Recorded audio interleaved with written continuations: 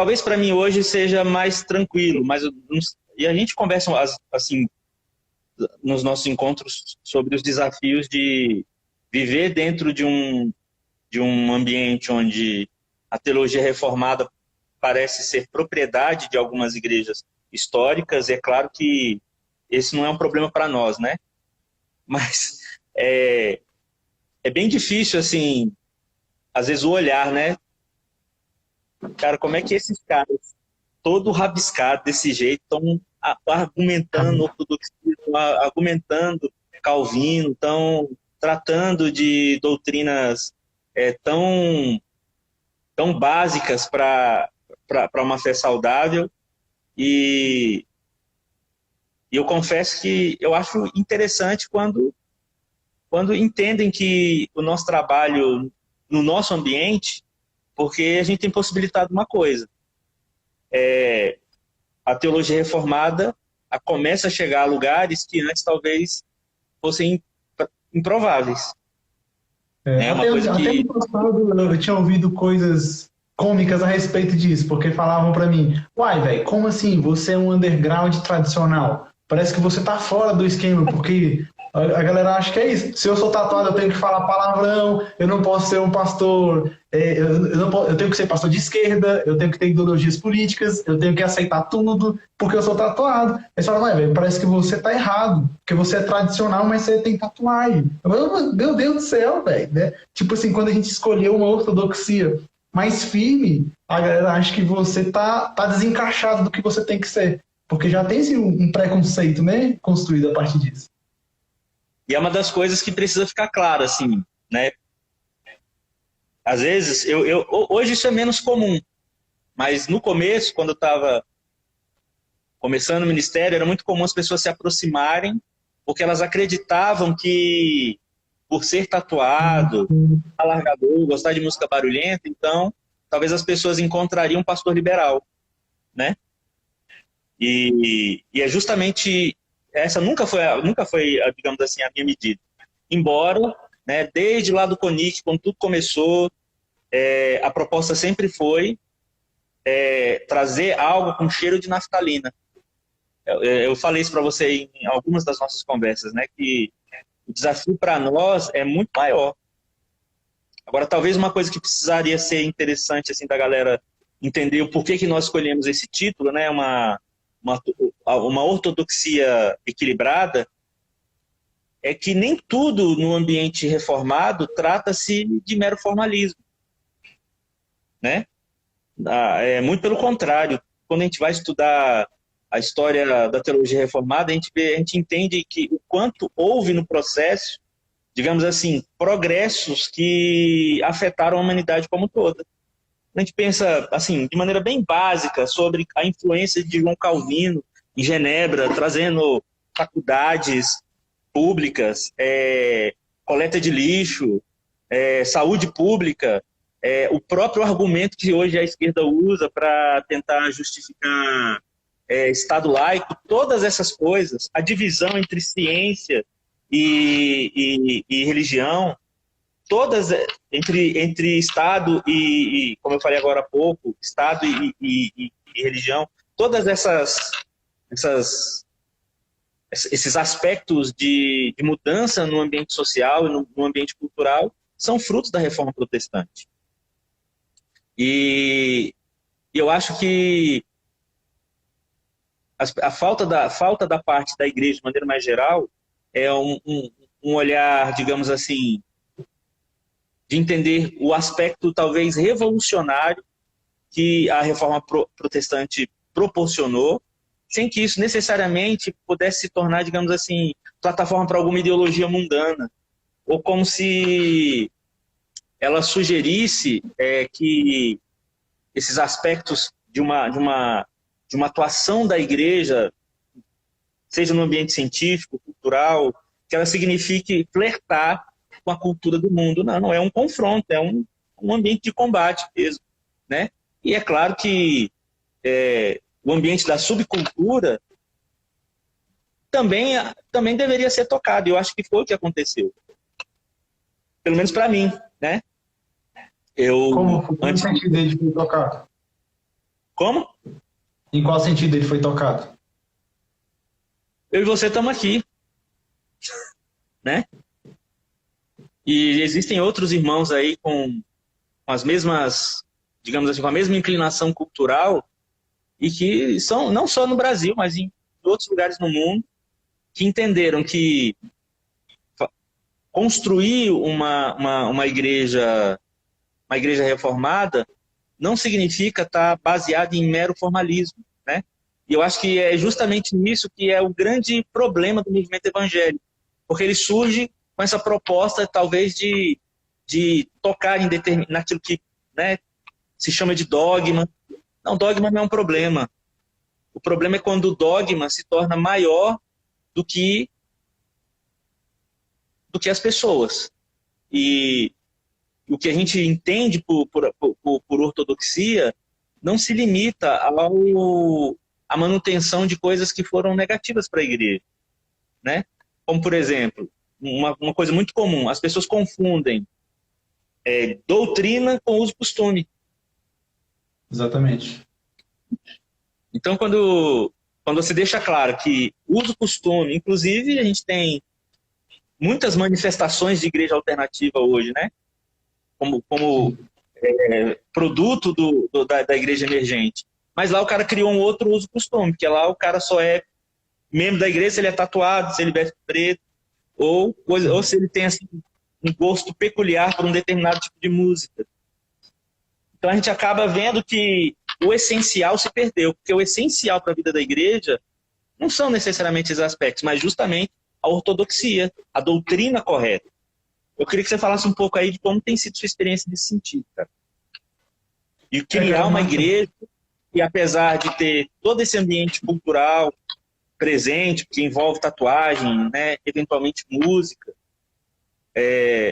envolve toda uma característica que, graças a Deus, pelo menos para mim que conheço você, conheço sua igreja, conheço as pessoas que congregam com você, não me parece que seja o caso, né, de uma coisa interferir na outra. Até porque eu sei o tipo de ensino que você traz para os seus membros e te deixa muito feliz, inclusive. Mas a bola é sua agora, manda ver. Pode crer.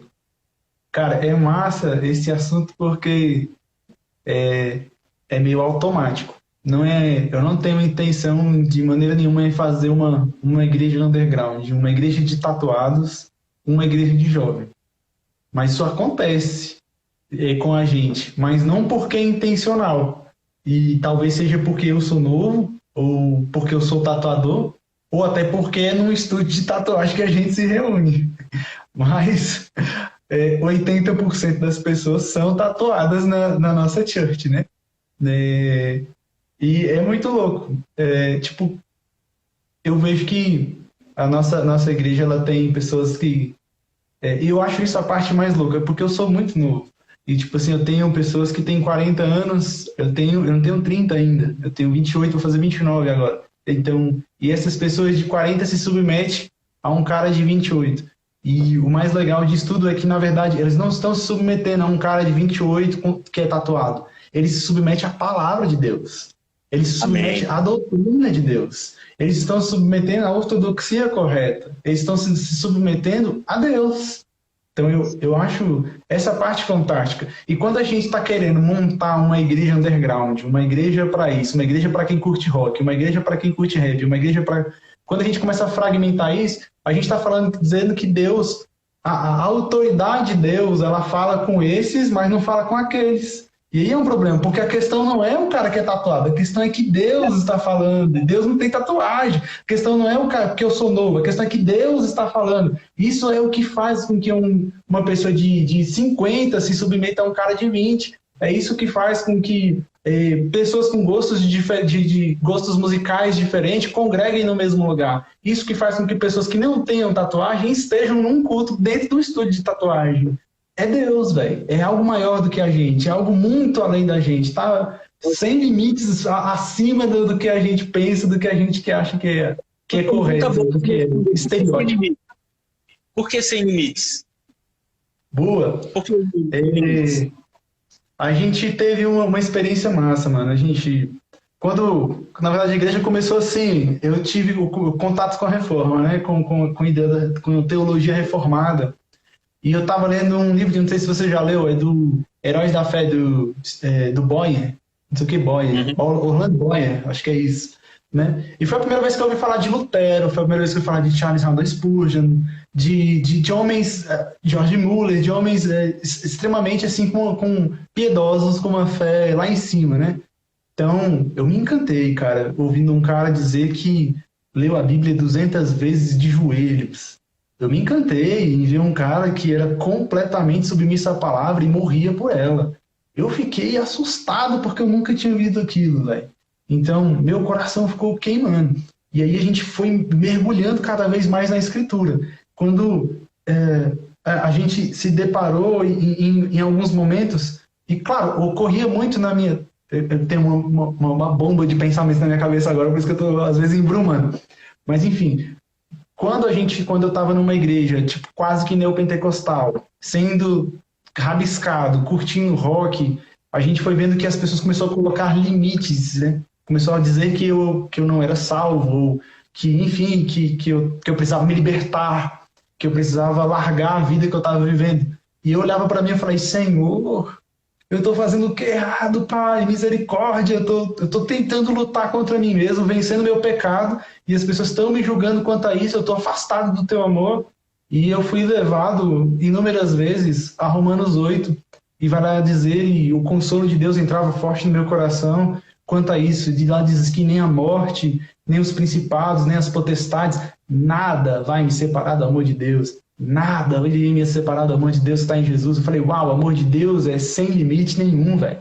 Então, não interessa se eu sou tatuado ou não, não interessa se eu sou homem ou mulher, negro ou branco, não interessa, o amor de Deus pelos eleitos é sem nenhum limite, ele vai além de mim, ele vai além dos demônios, ele vai além das tradições, ele vai além da cultura, ele vai além. E o amor de Cristo, o amor de Deus e o amor de Deus por mim, o amor de Deus em mim, vence qualquer limite que eu possa colocar, que as pessoas possam colocar.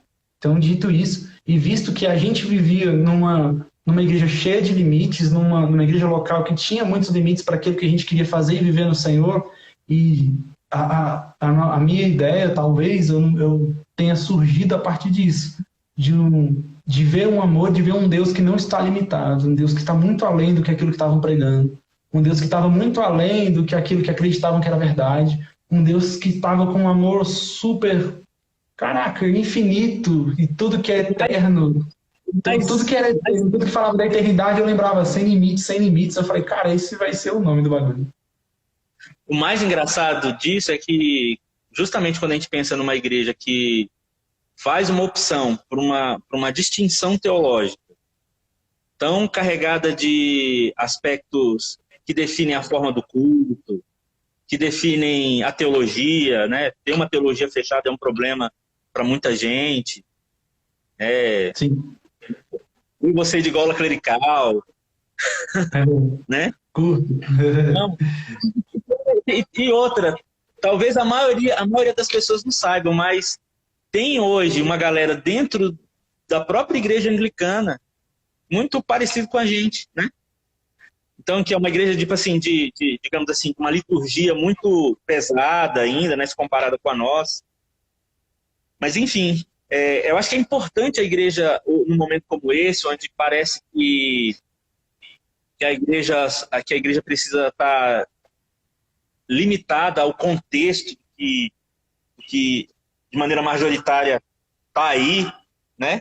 E que é possível viver a dinâmica de uma igreja que tem uma distinção, que optou por uma confissão de peso histórico e que define o protestantismo para mim. Para mim não existe protestantismo sem teologia reformada. E vou ser mais radical ainda, pensar numa igreja como protestante sem ela ter uma relação íntegra com o que significou o processo de reforma, eu acho que ela está fora da curva. Acho que ela está cometendo um sério erro.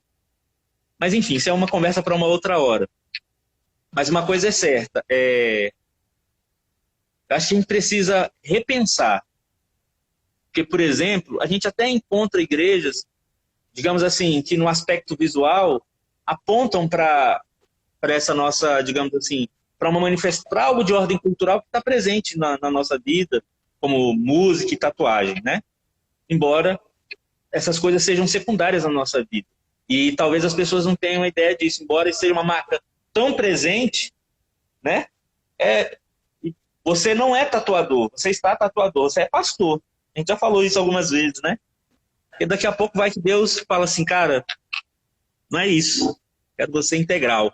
Mas é com você e ele essa parada aí, né? Mas Deus. Não quero qualquer problema em você ser tatuador. É uma profissão como qualquer outra, honrada como qualquer outra. E as pessoas precisam ouvir isso numa live como essa, né? Mas enfim. Então, como eu estava falando a princípio, existem igrejas que até sugerem, tipo assim, não, nós somos igreja. E aí a gente vê algumas dessas ditas igrejas tocando em coisas. E aí onde entra, tipo assim, o problema não é o despojamento, né? Digamos assim, você é um cara jovem, tatuado. Eu já tive aí nesse lugar, né? Me reunindo no estúdio de tatuagem, vivendo uma vida de igreja no estúdio de tatuagem. E, para ser sincero, foi uma experiência muito gloriosa, cara. Mas havia sempre uma ideia, cara, existem coisas que são relativas. Como, por exemplo, se o pastor é tatuado ou não, é relativo. Amém? Se o pastor gosta de um determinado estilo de música, é relativo. Se as pessoas gostam de um determinado estilo de música durante o ambiente de adoração, também é relativo. Contanto que essa música seja bíblica. Agora, a gente vê pessoas caminhando para esse caminho vindo dessa influência da igreja emergente, né? E elas tocando naquilo que é absoluto, né? Como, por exemplo, ceia virtual já é o fim da picada, né? Mas... eu assustei porque eu vi um comentário falando que vocês estavam fazendo ceia, ceia online. Não, velho, é doido. Não. Eu ouvi alguém falando isso, eu falei, sério, velho? Nossa, eu fiquei assustado, velho. Eu nem comentei nada contigo ainda, mas eu já tinha ficado assustado. Porque é justamente aí onde entra a questão da ortodoxia, onde a igreja começa a flertar com o ambiente e as coisas começam a perder o sentido. Como é que eu faço um pão só, comendo um pão na minha casa, você comendo um pão na sua? É claro que não é só por conta dos símbolos, não é só por conta dos elementos, é por tudo aquilo, pelo significado por trás daquilo. Sim. Pela representatividade, mas enfim. Essa é uma questão para o momento. Mas a gente vem do significado do sacramento. Como é que eu batizo você pela internet, cara? O que é esse negócio? Né? Aí, melhor, velho. Pai, te bati em nome do Pai, do Filho. Nego entra numa e, tipo assim, de criar uma igreja contextualizada é bagunçar o coreto. É quebrar com aquilo que é absoluto. Verdade. Se já não bastasse todas as questões que envolvem pecado, cara, a igreja é composta.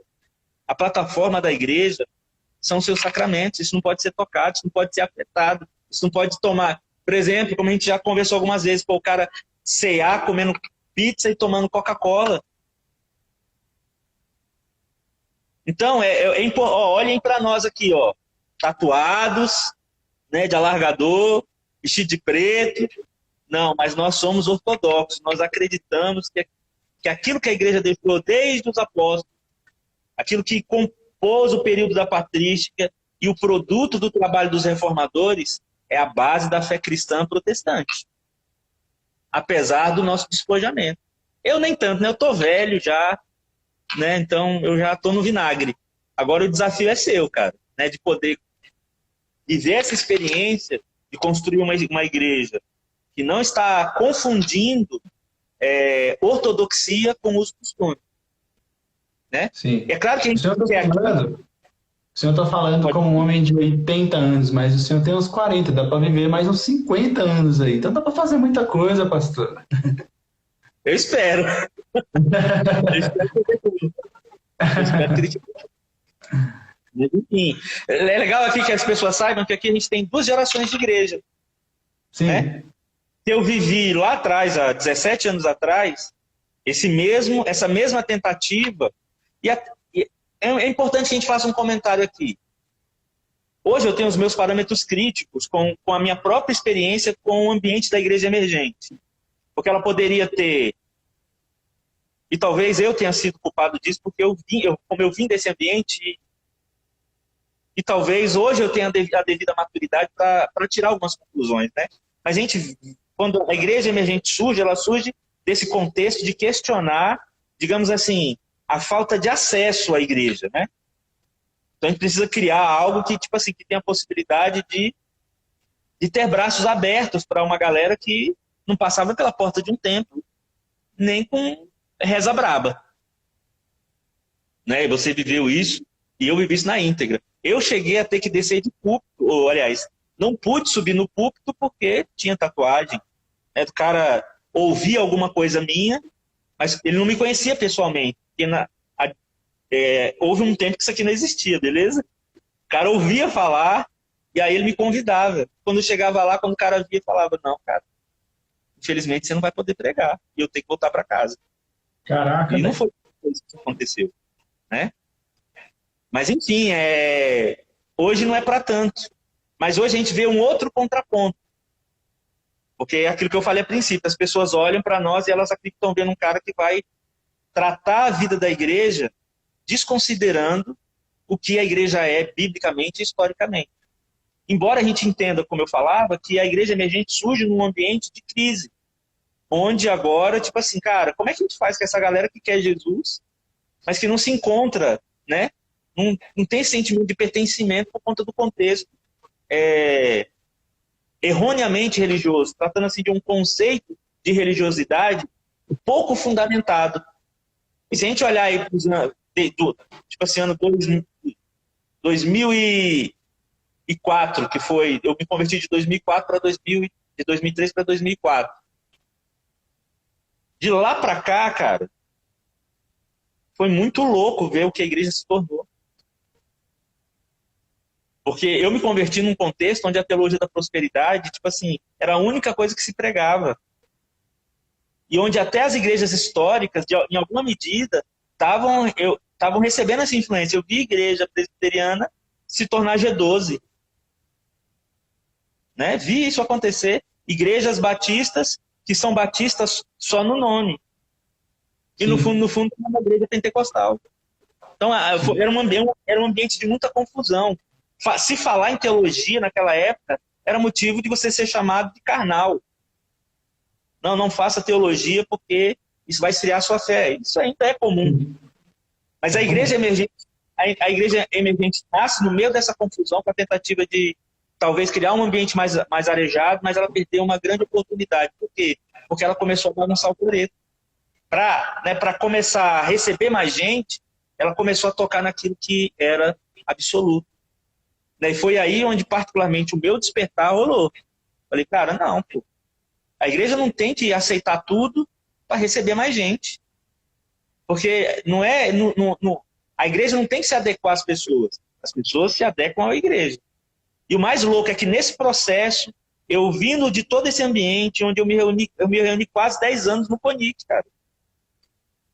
Quase 10 anos. E aí o que rolou? Eu me percebi depois da experiência no CONIC, dentro de uma igreja, pastoreando gente normal. E eu não vou negar para você, não. Eu, ao contrário de você, eu queria uma igreja de gente tatuada. Eu queria isso, velho. Eu sonhava com isso.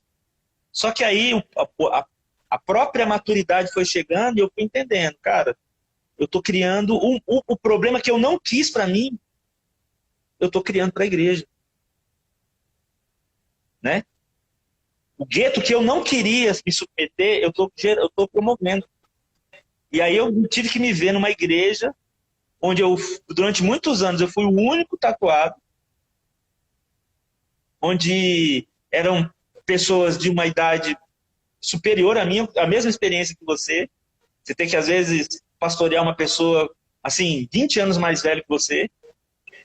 Mas foi aí, mano, que eu descobri o valor da ortodoxia. Porque a ortodoxia ela não precisa ser quebrada para você gerar uma igreja que entende esse ambiente da contextualização. Embora essa questão da contextualização seja muito perigoso, porque a questão da contextualização é uma questão de linguagem. Não é você tocar no que é absoluto, né? Então,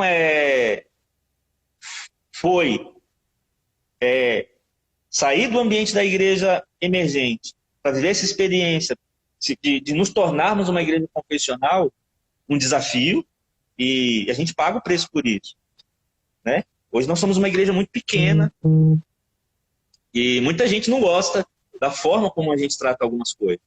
Mas uma coisa a gente sabe, a gente está sendo fiel às Escrituras, né? E então eu queria que você falasse um pouco aí como é que tem sido para você, mano, nesse sentido. Assim, de ter...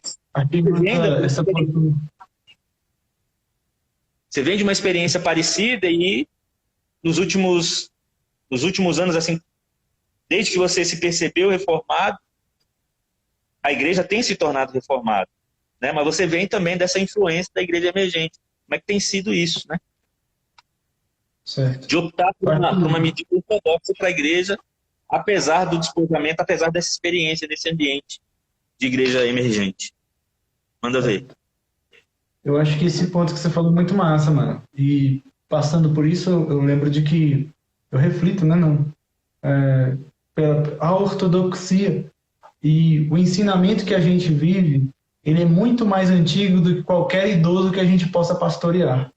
É isso que faz de a gente pastor de pessoas mais velhas do que a gente. Porque não se trata da nossa idade, se trata daquilo que nós passamos. Porque não se trata do que eu penso. Não foi eu que pensei a doutrina. Não foi eu que criei a doutrina. Ela já existe, eu só repasso. Eu gosto de falar disso, eu sou o papagaio de Deus. Só um tradutor, na verdade. Né? Só um tradutor. Isso, eu só estou repassando que homens muito antes de mim já pensaram, organizaram, construíram, e segundo aquilo que Jesus falou, e segundo aquilo que veio de Deus, inspirado pelo Espírito Santo. Então, para mim é muito fácil, entre aspas, com certeza, praticar a doutrina com pessoas que são mais velhas do que eu. Dá sempre aquele grilo, mas é fácil por saber que não se trata de mim. Se trata da palavra de Deus, se trata de algo que é muito mais antigo do que eu, que é muito maior do que eu, que tem uma sabedoria muito mais além do que a minha, que está acima, é uma sabedoria do alto, como disse Tiago, né? Vem do Senhor, não vem de mim. A minha é terrena, demoníaca, animal, mas a do Senhor que nós estamos falando, de algo que vem dele, né? Então, para mim, em relação a esse aspecto, é mole. Fazendo esse tipo de comentário, eu esqueci qual foi a sua pergunta. Como é que tem sido para você fazer essa transição? Como foi para você fazer essa transição? Você vem dessa influência, né, do movimento de igreja emergente, e aí chega um determinado momento onde você fala assim, cara, não é isso. Sim. Então, eu já até comentei um pouco disso, mas um homem um ensinador faz toda a diferença, né? E na escola bíblica dominical, que a gente frequentava numa igreja que era justamente dessas que você falava, tem nome de batista, mas não é batista, a placa não tem nada a ver com o que está acontecendo lá dentro, a gente começou a entender um ensino diferente, né? E esse ensino meio que não estava batendo junto com o que a igreja ensinava, e a gente queria respostas. Aí a gente queria resposta, o cara falava Jonathan Edwards no YouTube, a gente, beleza. E a gente ia pro Jonathan Edwards e a gente falava, mano, tá tudo errado. A gente aprendeu errado. A vida toda eu fui enganado. E aí a gente entrava para dentro da escritura. Parece, né, cara, que a fé só funciona quando dá PT. Tem que dar PT uma hora. Cara, João 8,32 nunca fez tanto sentido. Conhecereis a verdade e ela vos fará livres, né? Então, quando eu vi a verdade brotando da Escritura, foi fundamental. Algo muito interessante que você citou, que o senhor falou, foi sobre uma igreja protestante que não protesta. Uma igreja protestante que veio do quê? Que protesta do quê? Por que a gente é protestante? Do que fé a gente protesta? O que a gente professa com essa fé? Do que gerou esse protestantismo? Em algum momento, assim, nós não tivéssemos história. Apagaram. Né? A gente passou de Atos dos Apóstolos para o atual contexto sem que nada tivesse sido construído até aqui. Sim.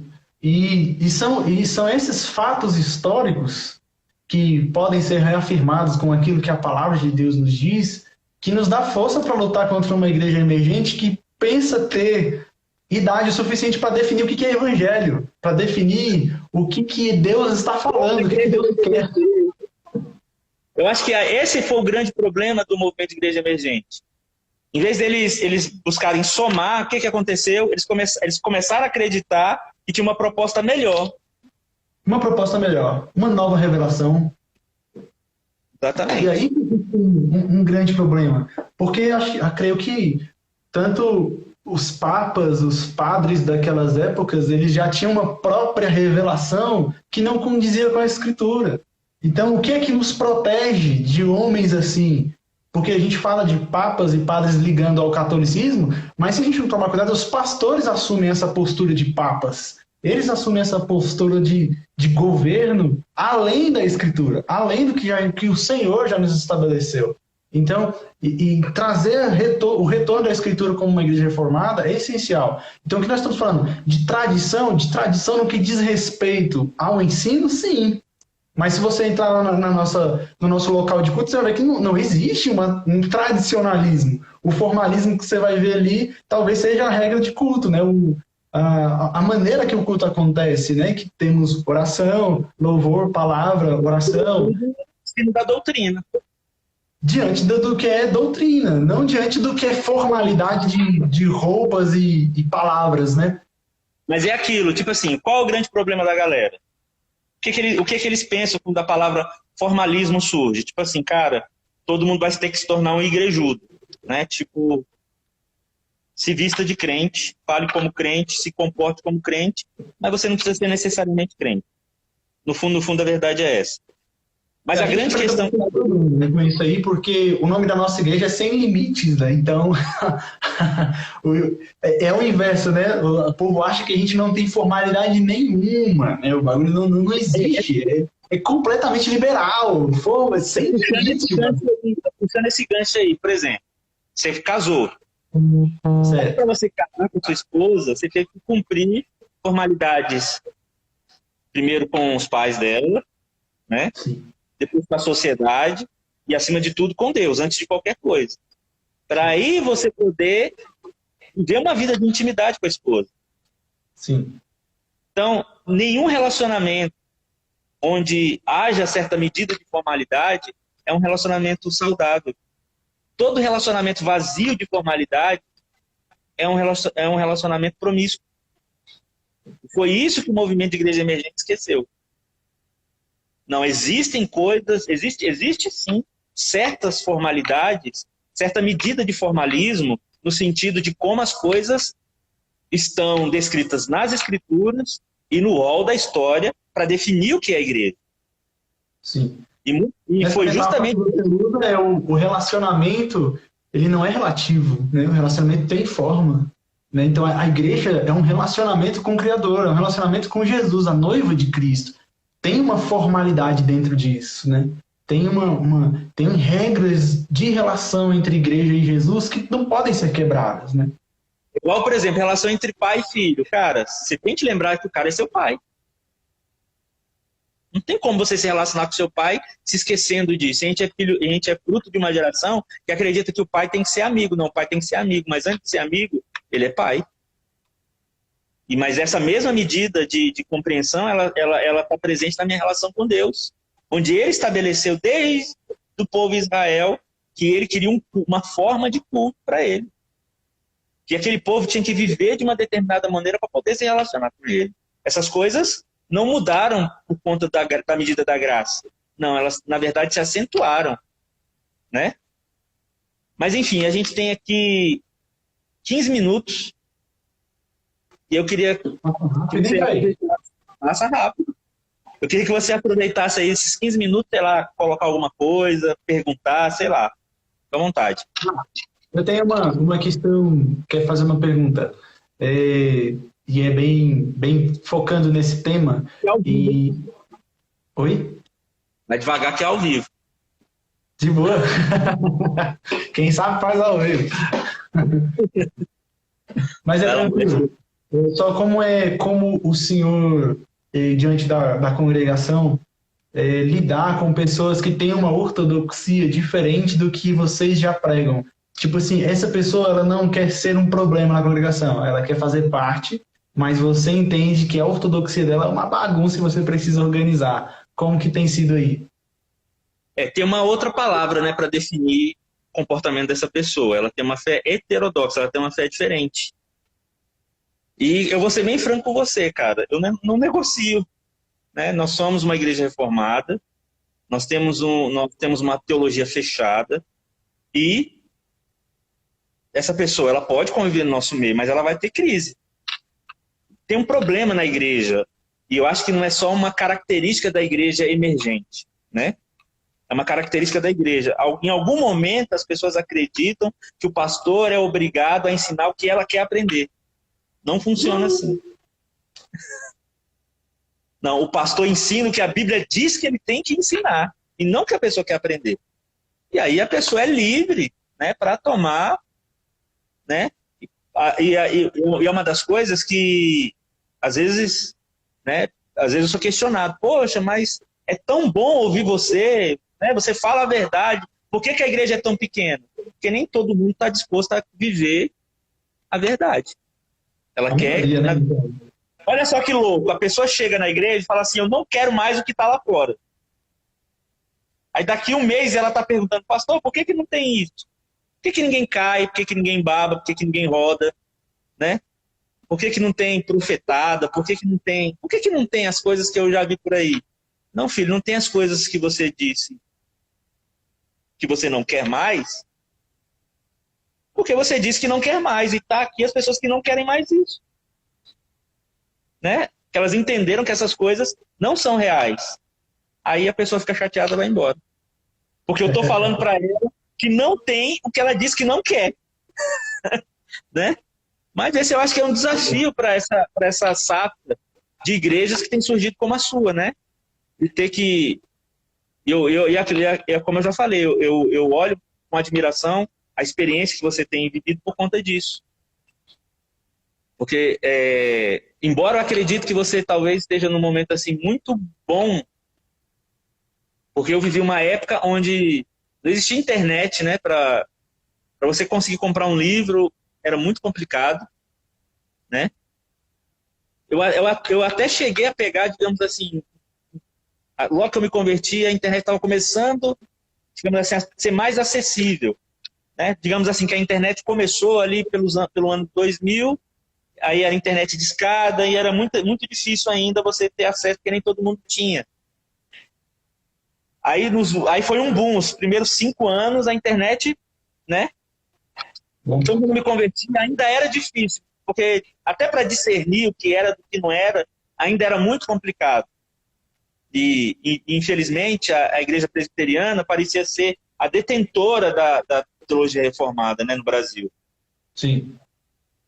Mas aí depois de 2005, 2006, aí a coisa andou, e aí eu consegui, eu ainda não era seminarista nessa época, mas aí depois disso eu consegui, graças a Deus, acumular muitas horas de estudo, e foi incrível para mim as descobertas que eu pude fazer. E hoje parece que, tipo assim, as pessoas não conseguem se utilizar do instrumento que é a internet nesse sentido.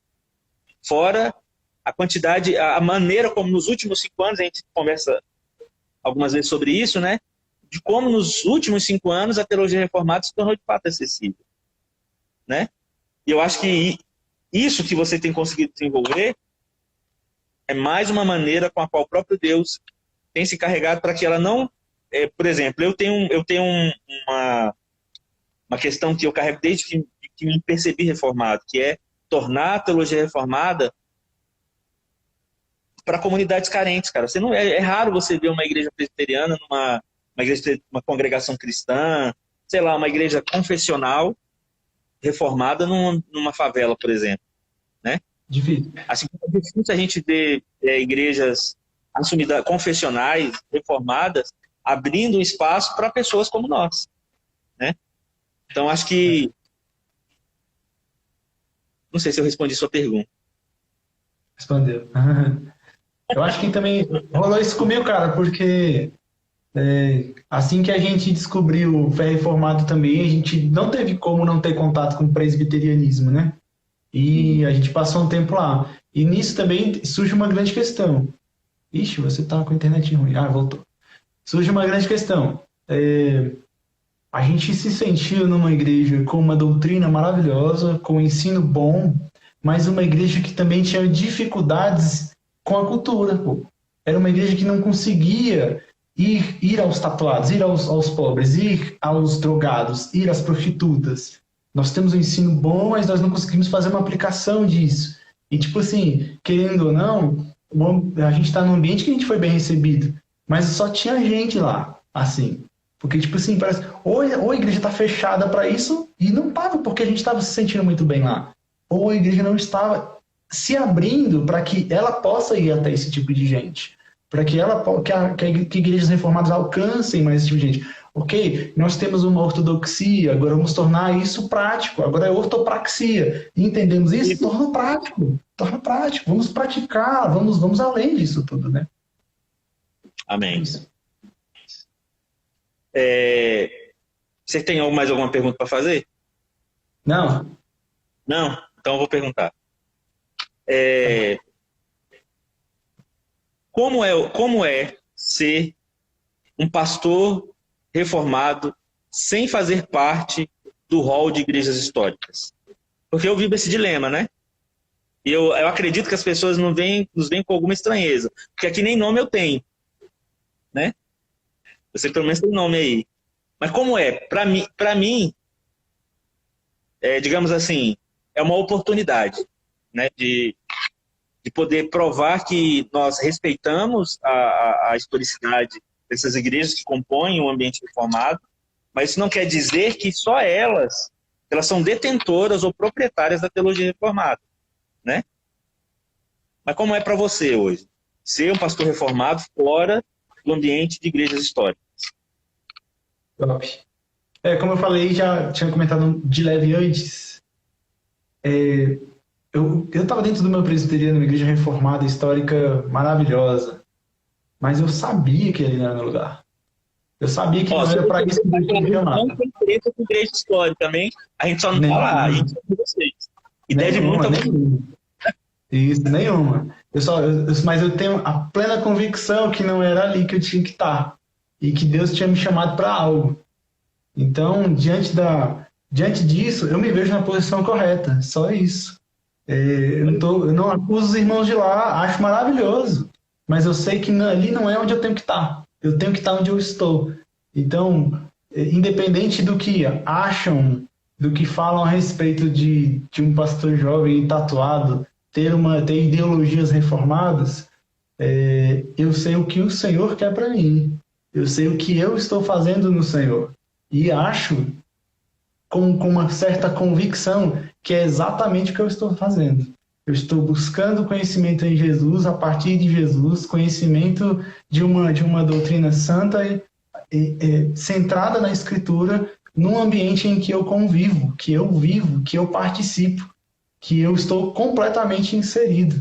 Meu estúdio de tatu não é só um local de culto, é um campo missionário, onde prostitutas vão e eu tenho a oportunidade de falar o evangelho, pessoas com casamento destruído vão fazer nomes, cobrir, e eu posso falar de Jesus para elas. Eu sei onde eu estou inserido e o que eu estou fazendo lá, e eu acredito que o Pai gosta. Eu acredito que essa é a vontade do Pai. Eu acredito que eu tenho cumprido aquilo que Ele quer que eu faça. E também estou pronto para o momento que Ele quiser falar, não é mais aí, Eu vou onde ele quiser. E você, numa igreja histórica, bora. Não, na favela, bora. Onde ele quiser. Então, estou à disposição do meu Senhor. Glória a Deus. A gente tem aqui 5 minutinhos. Eu queria aproveitar para finalizar, primeiro te agradecendo, cara. Agradeço a Deus pelo nosso encontro, pela amizade que Ele tem permitido nós construirmos. Amo você do fundo do meu coração e creio no seu ministério, creio no homem de Deus que você é, no marido que você é, no pastor que você é, e creio que sua igreja tem muito a acrescentar, assim, num ambiente às vezes tão confuso, onde o despojamento se confunde com falta de ortodoxia, com desleixo, né, com falta de reverência, né? Então, eu acho que é importante para que as pessoas saibam que embora nós compartilhemos de uma manifestação, de uma maneira de ser assim, tão pouco convencional, principalmente no ambiente evangélico, que nós não temos a pretensão de criar uma igreja para tatuados, embora eles sejam muito bem-vindos. Nosso desejo é de ser igreja, né? Nosso desejo é de ser uma igreja fiel, de ser um contraponto num ambiente tão confuso. Então, esse é o meu recado, sabe? Optem por igrejas, não porque elas aceitam tudo. A igreja não aceita tudo. A igreja aceita todos, mas ela não aceita todos. E aí eu queria que você fizesse suas considerações finais aí. Amém. Cara, poxa, você sabe como eu fiquei nervoso com o convite. Nunca fiz isso antes. E eu agradeço que essa iniciativa tenha vindo de você e tenha me proporcionado isso no Senhor. E aqui ao vivo diante de toda a nação brasileira, eu me parabenizo também pelo teu aniversário aí. Eu espero que você seja um homem de Deus para essa nação, presente de Deus para Candangolândia, para Brasília, para as redes sociais, para as pessoas da estrutural ou de onde for que você estiver trabalhando, você seja lá um presente de Deus para essas pessoas, assim como muitas vezes você é um presente de Deus na minha vida e me abençoando, me segurando minha mão aí no que for preciso. Agradeço a confiança de estar aqui falando contigo num vídeo que não dá para editar muito porque é ao vivo. Eu agradeço aos irmãos que entraram, Paulinho, meu brother, Narla, Rodrigo, Joyce, amo vocês, amo a nossa igreja, amo a Congregação Sem Limites. Também essa igreja da Candanga aí, top pra caramba, tamo junto. Vamos fazer uns trampos juntos aí, se Deus quiser. Me procura para fazer tatuagem. Eu tô a fim de fazer assim. Bora! Obrigado, Rebeca. Obrigado também.